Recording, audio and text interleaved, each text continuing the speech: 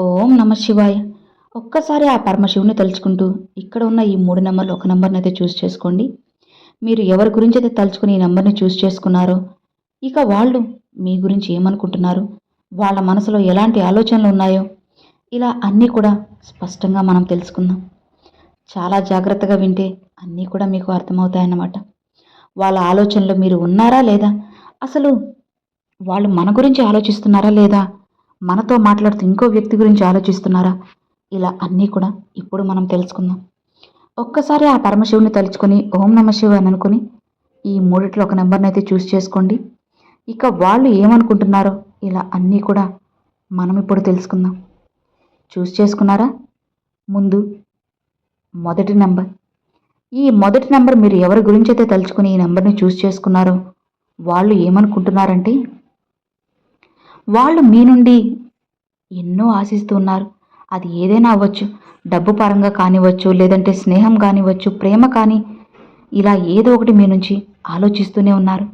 మీ జీవితంలో ఒక భాగం వాళ్ళు అవ్వాలి అని చెప్పి ఆశపడుతూ ఉన్నారు.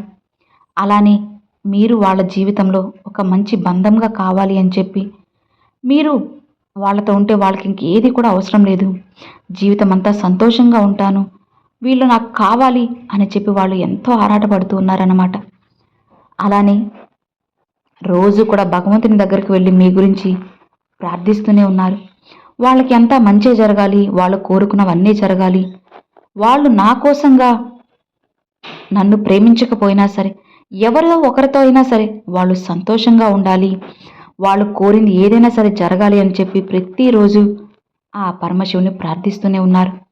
మీ కోసంగా, అలానే మీ కుటుంబం కోసంగా వాళ్ళు చేయాల్సినవన్నీ కూడా అన్నీ చేస్తూనే ఉన్నారు. సో ఇది అండి మొదటి నెంబర్ తాకిన వాళ్ళకి.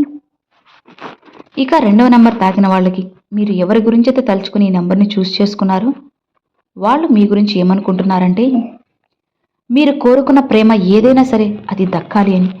అది భార్య కావచ్చు, భర్త కావచ్చు, లేదా స్నేహం కానీ, కుటుంబ సభ్యులు కానీ, ఎవరైనా సరే మిమ్మల్ని దూరం పెట్టినా సరే వాళ్ళందరూ కూడా మిమ్మల్ని క్షమించేసి దగ్గర తీసుకోవాలి అని, మీకు ఎక్కువగా ఇంపార్టెన్స్ ఇవ్వాలి అని, మిమ్మల్ని అందరిలో కూడా ఎత్తులో ఉంచాలి అని, మీ విలువ నలుగురిలో పెరగాలి అని వాళ్ళు అనుకుంటూ ఆశపడుతున్నారు.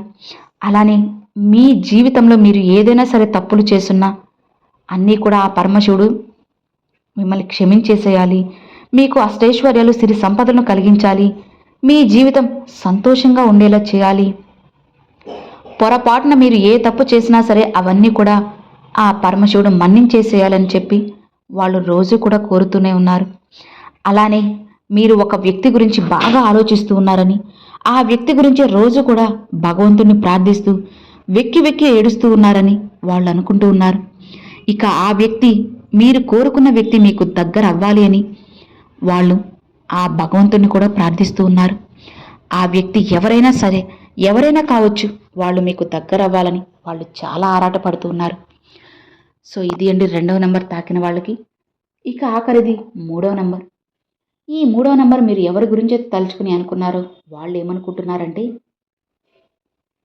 వాళ్ళు అనుకుంటూ ఉన్నారు, ఇప్పుడు మీరు కాస్త సెల్ఫిష్నెస్గా ఉన్నారు, చుట్టూ మీ గురించి ఎంతమంది ఆలోచిస్తున్నా సరే మీరు మాత్రం వాళ్ళెవ్వరిని పట్టించుకోకుండా కేవలం మీ గురించి, మీ స్వార్థం గురించి మాత్రమే ఆలోచిస్తూ ఉన్నారని వాళ్ళు అనుకుంటున్నారు.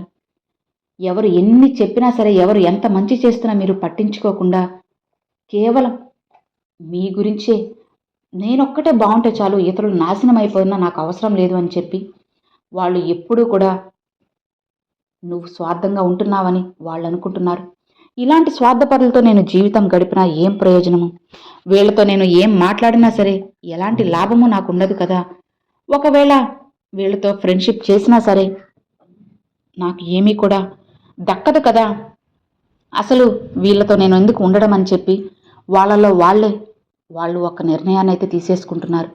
కాబట్టి మీకు చెప్పేది ఏంటి అంటే, కాస్త ఆ సెల్ఫిష్నెస్ నుంచి ఇప్పుడే బయటికి రండి. వాళ్ళు మీ గురించి తప్పుగా అనుకుంటూ ఉన్నారు. ఆ తప్పు ప్రభావం అనేది ఏదో ఒక రోజు మీ బంధంపై కూడా పడుతుంది.